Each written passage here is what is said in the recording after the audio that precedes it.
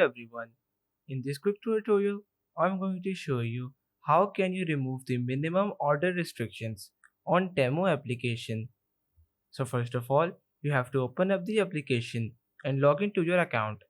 Now on your profile, you very simply have to click on the option that is an icon of your headphones. Now over here, click on the option that says contact us.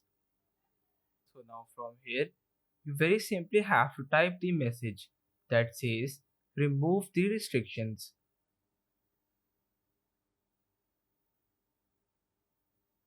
Now you have to wait for the response.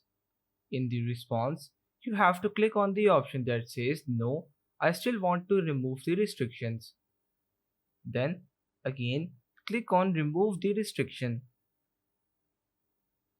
Once you click on it, you will be able to easily remove the minimum order purchase restrictions on Temu application. So that's pretty much all for today's video. Consider subscribing for more videos in the future. Until then, stay safe.